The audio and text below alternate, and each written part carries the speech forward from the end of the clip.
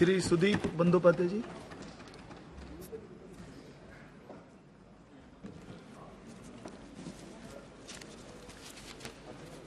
Sir, I rise to speak on the discussion on parliamentary journey of 75 years, starting from Sabha, which has not yet been discussed in details at all in the House.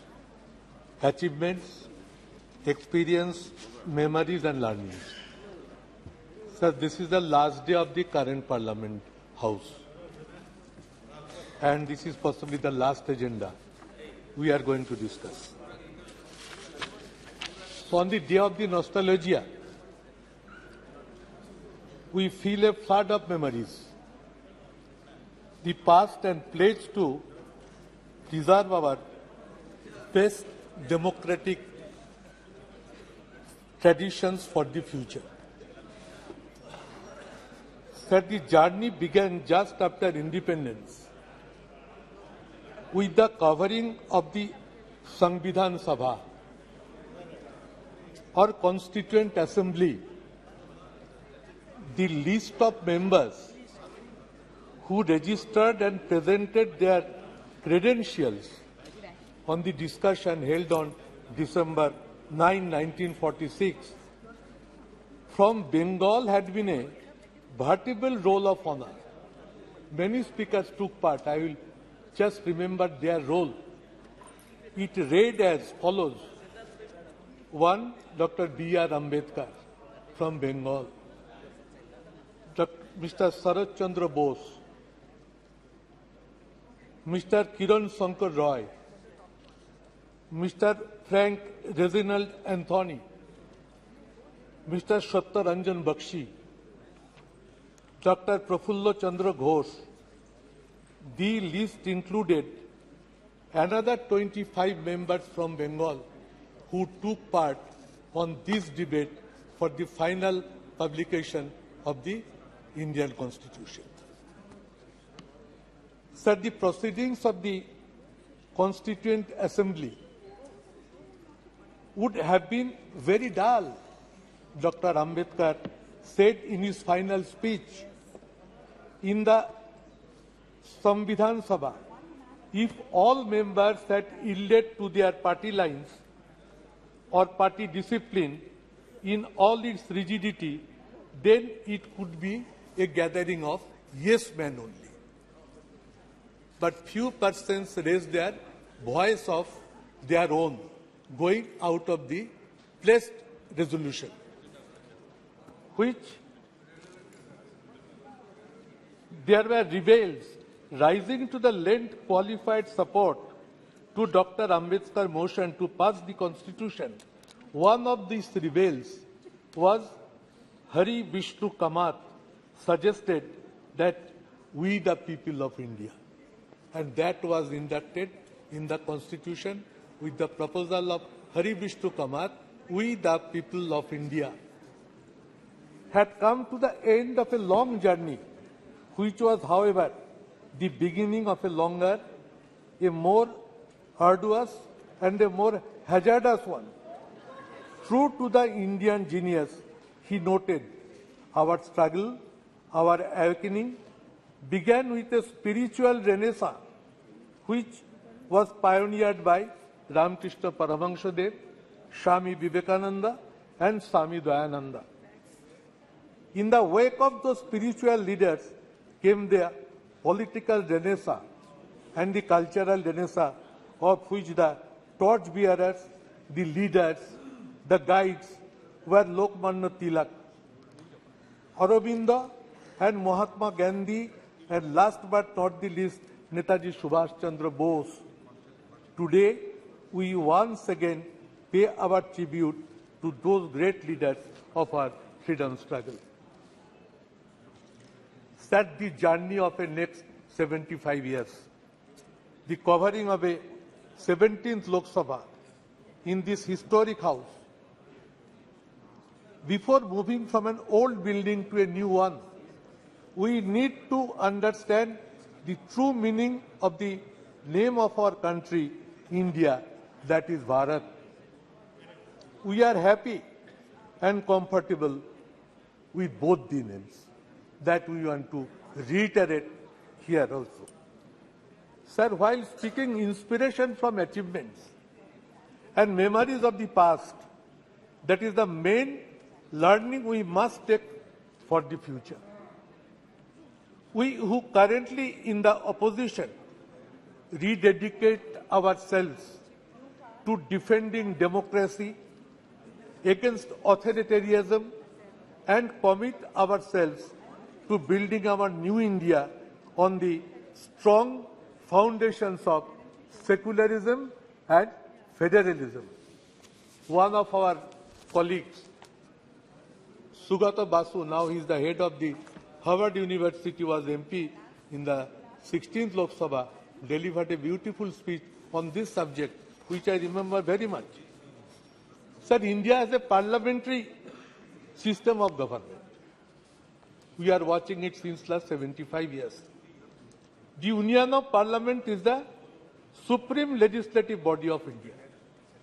Our parliamentary democratic system stands upon the principles of communal harmony, secularism, and unity of the country. Ethos of our constitution vibrated as, after the constitution was passed, unity in diversity. This spirit is to be kept maintained. India is a country which almost believes on principles of Nana Bhasha, Nana Mot, Nana Poridhan, Bibidher Majhe Dekho, Milan Mohan. This is unity in diversity. This spirit was reflected from the first Prime Minister of India, Pandit Jawaharlal Nehru, and that should be reflected so long we remain in the country. We speak Ek Jati, Ek Pran Ekota, Ei Desh Hamader Vidhata. This country is godly to us, and this is one country, one feeling should percolate to the hearts of every Indian. We believe the principles of unity amongst Hindu, Bauddha, Sikh, Jaina, Parsi, Muslim, Christian. Somewhere we are finding this idea is not being implemented in all parts of the country. Indian Parliament, sir, is famous for its ornamental speeches, records of debate and discussions since last its inception. Spirit of brotherhood and feeling of respect always used to maintain between one party MPs to the other parties, from which we are now lacking. This system is vanished. Prime Minister was expressing no claps from the opposition. I was hearing. But the system has been collapsed, and this is not a good sign which we are going to face. Sir, Indian Parliament at different occasions and different era have proven that how much powerful can Indian Parliament become at the time of crisis of nation. Whole Parliament stands by India or Bharat. Earlier Prime Ministers, sir, of all times responded to the questions raised by the members. But somehow we are not finding this since last 10 years. Why it is happening? I am here, sir, last 12 Lok Sabha. I have interacted with so many Prime Ministers in question hours. But this time I am not finding it. I hope this will be reflected at the new House. Continuous process of discussion in connection with international and very important national issues were part of regular parliamentary practices. Nowadays, it is totally invisible, sir. Indian Parliament have shown their unity amongst themselves when China or Pakistan invaded India. Atal Bihari Vajpayee ji praised Indira Gandhi by pronouncing her as Ma Durga. At the time of war in Bangladesh, we still remember it. There are exemplary precedents like this in the history of Indian Parliament. Opposition praising treasury benches opposition, these were reflected in the House on many occasions, on several times, but which is now being totally invisible. keeping faith upon international solidarity and brotherhood, our Parliament has expressed solidarity with many other countries who have fought for their independence. Sir, I was first elected in 12th Lok Sabha as Trinamool Congress candidate. That time, our party leader, Mamata Banerjee, it was the first time a new political party entered into the parliament. And that time, she raised her voice in parliament for 1/3 reservation of in Lok Sabha and assembly. The incident we still remember. She caught one MP by neck when she was going to hear the bill which was going to be placed on the floor of the House. Now Sonia ji has also written a letter to Honorable Prime Minister to take it up. Sir, our demand would be that in the next current new Lok Sabha building, Parliament building, let this women reservation bill be tabled and let it be passed without further delay. Let it be initiated with a positive direction by which this Parliament can initiate its journey with a very positive outlook.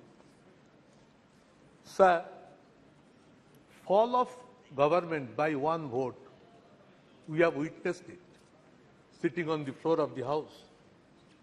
And we have seen the power of the Parliament.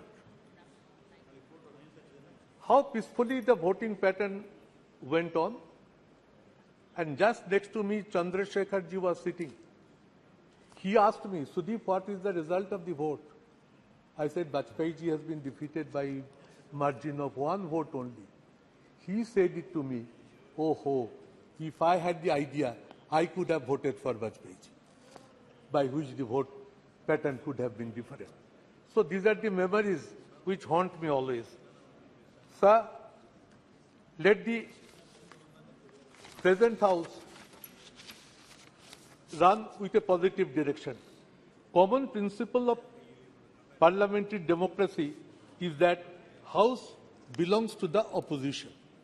I tell it at the all-party meetings whenever Honorable Speaker convenes that in a parliamentary democratic system, House should belong to the opposition. But nowadays, bills are being passed without debate or discussions. It is not a good precedent. Both sides are to be more objective in their approach, in their outlook. And when a House can run properly, if the ruling party takes a positive decision, then only it becomes possible. Otherwise, it is not possible for the opposition to run the House in a proper manner. The GST declaration being celebrated by convening midnight parliament session. It was held to make it historical, but many important and extraordinary situations prevailing in the country are not being allowed to raise and discuss in the House. Sir, brute majority in Parliament by one political party at this present Parliament reflects its arrogance is not desirable. What my long experiences say that if brute majority persists, they are in a mood to gag the voice of the opposition. It is neither desirable nor it is supported by all the members. So we will approach to the ruling party to make themselves restrained in the coming sessions. Long since it is proven, Parliament session must reflect with more positivity and become as result-oriented. But in few last sessions or in few last years, this Parliament session is not becoming result-oriented. That is a part of sorrow. The attitude of the ruling party of Parliament can make it viable and functioning. They will come, sir, if this way runs. The people will start losing their faith in the parliamentary system of process. That what this Parliament is going to give to us. And once people start losing their faith upon this parliamentary system, it is a very dangerous system. So, sir, we must try to remain more committed and faithful at the 75th year of Indian independence to see that parliamentary democratic system remains alive with its massive strength. Sir, we hope we are entering into a new parliament.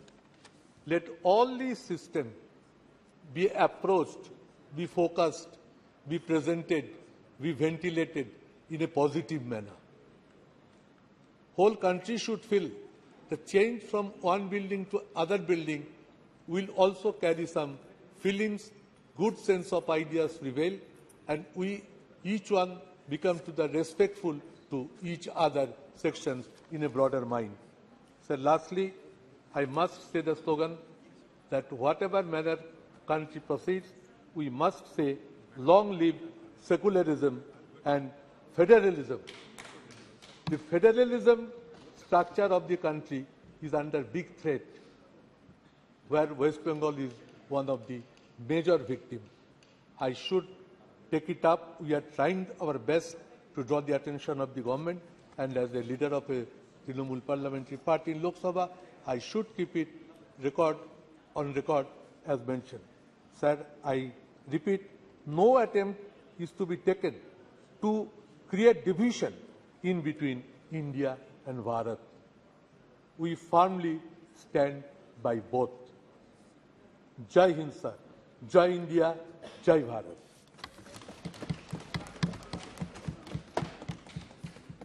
Shri M.